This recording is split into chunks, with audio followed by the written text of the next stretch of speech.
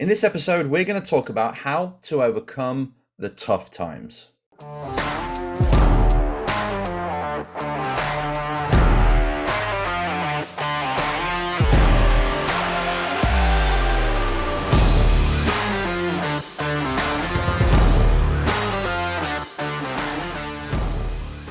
Hello to all the race drivers out there. Enzo Mucci with another episode. I hope you're well. Hope you're fine. Hope you enjoyed the F1 of Turkey. It was pretty good. I only watched the highlights because it was a busy weekend. Not only did I enjoy myself by watching the Tyson Fury Wilder fight, which was amazing. You know that I'm a massive boxing fan, so this was just like kid in a candy store. It was one of the best fights I've ever seen, so that was great. But on the professional side, the real stuff, the stuff that matters to me the most, the racing side, had Liam Lawson fighting for the title in DTM at Norisring, and we had Oliver Bearman fighting for the title in the Italian F4, and I had another Oliver in the F4 Championship in his first Italian race, learning the ropes and seeing how it's all about. So it was quite a hectic weekend with a lot of emotion because it was a tough time of the year for two of the drivers. And that's what's really inspired this video. So just to trying to align myself with what you might be going through right now. I mean, you might be having a tough time where you've been dropped by a team or by a sponsor or by a driver program or anything else. You're just trying to get sponsorship, but you can't get through the door. Or you're trying to get somewhere, but you've had some bad news. It could be in life in general. And you're in a rut and you're stuck and you don't know what to do about it, but you can't help but feel sorry for yourself because it's fresh, it's raw, it's hit a nerve, and it's like an open wound. And when it's open wound, it hurts in the moment. No matter what you try and focus on, it's still there emotionally when it comes to something like that, when it's bad news. But I want to give you some tips or a hint on how to overcome these things, because we all take the smack in the face from time to time. And sometimes you think it's the end. It's the absolute end of my life. I can't believe this has happened. I've been dropped. It could be in a relationship. But the one thing that seems to pull me through, the one thing that seems to pull other people through, the clients I work with, when they've had this rough time, there's something they've really got to overcome. The word to remember is perspective. This is obviously how you see the situation and how your mind translates it internally. So it takes it from the external world, brings it in, puts it through a range of filters, and comes out, pops out the end with your perspective and how you're going to see it, how you view it. Now, when we've just had the bad news or the smack in the face or the championship loss, it's the emotion that's in that moment, the immediate reaction. It's not usually the kind of immediate reaction that you want or emotion that you want to carry on with for a long time. You might be angry, you might be frustrated, you might lash out. So you have that phase, right? That's phase one. It's the instant reaction to what you've just been told or what's just happened. Everyone sort of does it in their own way. Some people get angry, some people, as I say, get frustrated, some are tearful, some go quiet, some run away. There's lots of different reactions. But it's the first step is to try and bring that down. So you do spend a day, a week, 5 minutes, who knows, in the doldrums mentally. You're feeling bad. You're going over and over the situation over and over again, and it really hurts. And you're thinking, if only I'd made this decision, if only I took that action, it wouldn't have happened. So it really becomes self-harm, and it just keeps stacking all the reasons why you should feel bad about it. Believe me, that's normal. Don't be hard on yourself. You do have this grace, this time, just after you've heard something to react as you do. But when you're ready to say, okay, I want to get over this now. I can see it's not serving me. I've been drinking myself to death over the last week, trying to forget everything. I've been just distracting myself, trying to, but I can't. I've been crying in my room every day. But when you're ready, you say, right, I want to overcome this. Then it comes down to your perspective, how you see it. And well, just to give you the real raw example of this now, just yesterday, we had one of the drivers, Liam Lawson, going into DTM, 19 points ahead. 19 points ahead. And you only get 25 for a win. All he had to do was finish 6th, I think it was, to win the title. So no matter what anyone else finishes, his 2 title rivals, if they win, if he finishes 6th, he's fine. He'll still win. 5th, definitely. But what happens? One of his title rivals, even though he was starting on pole, Liam was, one of his title rivals went across the line and cleanly took him out. Broke Liam's car, pretty much a DNF. And the 2 people that are fighting against the championship now just got to win. If they win the championship. The one dude crashes out himself because he's getting a bit dirty again with the other one. Then finally, the Mercedes all part the sea to let the one Mercedes through. So it's team orders, and then Liam doesn't win. Devastating, right? Not nice at all. And he's going through that right now. He's a solid person. He's mentally strong, so he'll deal with it. He's going to talk about it to the team, to myself. We'll spend time getting over and see what we can learn from it. But that's a part of it. It's like, okay, over the next phase now of a driver that's just been through that, we have got to be very careful how he sees it. He's got to look upon it. And at the moment, he'll be beating himself up, as anyone does. And not even beating himself up, but just feeling like it's unfair.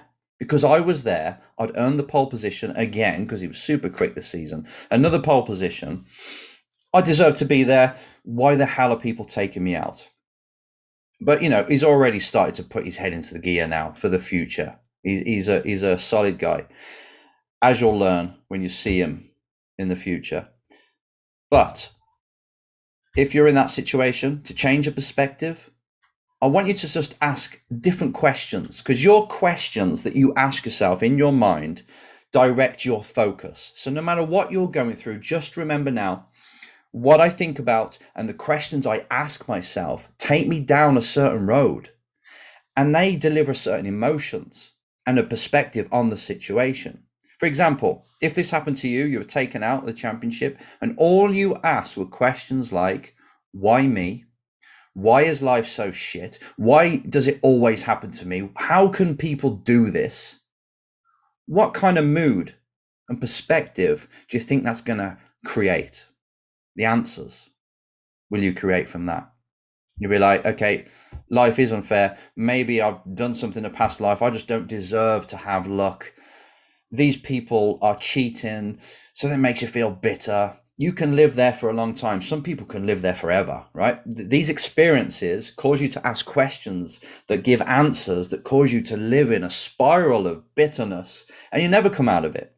But if you do want to come out of it, it's time to ask better questions. The kind of questions that allow you to take that situation, that crappy situation that you're in, or you'll go in and you'll experience in the future, and give you better answers, which in turn give you better perspective and emotions about the whole thing. So I've just written a few down here to give you an example of when you've been through the crap, you've just had the bad news, you've had the bad experience, you've had an instant reaction. Fine, you're allowed that. You can swim in the brown stuff for a little bit and feel sorry for yourself or bitter. But when you're ready, the kind of way to change your perspective is to ask these 3 questions. Here they are. The first one is, what can be learned? I know you might not be ready for this, but if you want to start to change the way you think about the situation and the questions you ask, this question's amazing. It's like, okay, I've been dealt with this. It might not be fair. It might not be just, or it might be because of the way I've been acting recently. What can be learned from it? And just like with Liam in DTM, he could have learned, this is what DTM is like. I get it now. I get what people have been telling me in the past. And now I understand why a manufacturer will choose one of their drivers, even though they've got 5 on the grid. A manufacturer will choose one of them, and all the other 4 help that one driver win the championship. So even if I've got somebody who's quicker in the team, I'll turn their engine down. This goes on, by the way.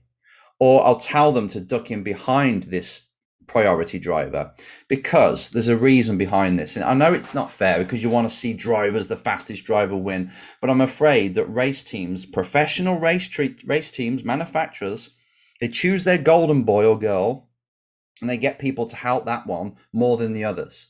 Because maybe that driver's faster, maybe that driver's worth more for some reason, from a certain country where they want to sell their product. Who knows? But there's some reason that that driver is the chosen one. And the other drivers help that driver win by team orders, by making sure they defend and keep the other cars off them. Because if they don't, say if Mercedes don't do that and Audi do, then you're going to get Mercedes sharing all the points between the drivers because one's won, then this one's won. So they're taking points off each other. Yet the Audi guys are all making sure that that one driver keeps scoring high. Who's going to win the championship? The Audi guy. Because everyone in that team's helping that one person get up while the Mercedes lot are just sharing. That's why you get team orders, because you try and make sure that you win the championship. That's all you care about. It may look dirty, but it's just the way it is. It's a team sport. And because most of them drivers are being paid to be there, they do as they're told. If it was the other way around, if you're paying the team to run your car, like in junior formulas, that thing doesn't really go on. That kind of thing doesn't go on as much. So that's like, what can I learn from him? Okay, I've learned what DTM, not just DTM, but big manufacturer championships are like. This is the stuff that's behind the scenes that the fans never see going on, and they just think it's a sport, but I'm afraid there's a lot more to it. Another thing he could learn, or other drivers could learn when they lose the championship on the last round, is that you didn't lose the championship on the last round. Because it's a championship, it's an accumulation of races, of points. So technically, that DNF you did on race 2 or race 7, that's really why we lost. The end was just because we can't do anything else about it afterwards. So it seems like we lost it at the end, but actually no, it was the decision here. It was not getting the tire pressures right on you know, when it went wet, we went to the wrong tires. And that was another reason why we haven't got many points, or as many points as we needed to. That's why we had to go to the last race still trying to win it. And really, if we did everything right, we would have had this won way before the last round. So that's another lesson that people can take when they lose it on the last round, is actually, it wasn't. I have got to make sure that next year I tick more boxes. We get more decisions right. I perform on demand better, whatever it is. But straight away, in you asking what can be learned, it's not positive mental attitude. This is, okay, I'll see the situation. I've got over it a little bit now. I'm ready to move on. What can I learn from it? And your mind, because you've asked it a better question, a quality question, your mind will go deep and say, you know what? I can take from that. I can take and learn from this. And you start to stack up the reasons why it wasn't really a good thing to go through, but how it's going to make you stronger the following year. What you can take from the situation. All of a sudden, you have changed your perspective. It's now, straight away, just after one question, it's not something that's going to bring you down. This experience is something that's going to make you stronger.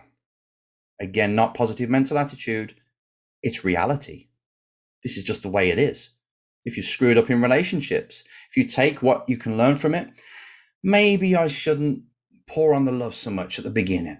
There's always going to be something. Maybe I shouldn't be so, be so giving all the time and suffocate them. There's going to be something that you can learn if things are not going right. And then all of a sudden you become better, you move forward. And that's just one question. Let's move on to the next, which is, what has this situation given me? Now, you've got the lessons from it. You've taken what you've learned, but also, what has it given me? And if it is a high profile championship, or even if it isn't, but with Liam's, it's like, right now I've got better profile. Now people have seen what I'm all about. I'm not just some Formula driver. I can jump in any car and I can beat pretty much some of the best drivers in the world. GT drivers. I've shown I can drive a GT. GT drivers that have done it forever, I beat them. And this is my first year. I'm a rookie. I'm 19 years old. And I've come in As this kid who's backed by Red Bull in a flashy, nice Ferrari, I've been in the world. I mean, into the motorsport where it's German manufacturers in an Italian car, and we did kick ass. Really, everyone knows we should have won. My profile has gone up through the roof, and you'll have your version of this. What has it given me? Relationships again. Okay, it bombed. I got cheated on, whatever it was. But what did it give me? Oh, we had some good times. We had some laughs. I met these people now through it. You know, there's all sorts of things you can actually take. So you go, what did I learn? And what did it actually give me? It didn't work out, but I can take something from it, and I have benefited as a result. You start searching for these as well.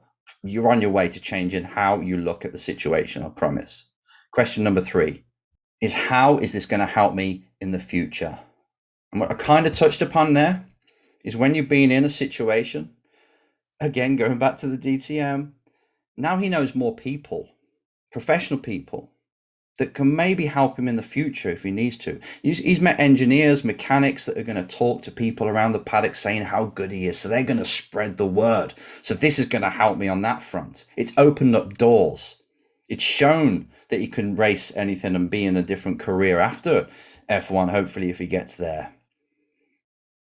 This kind of thing now is like the icing on the cake. It's like I've met more people that can help me down the road.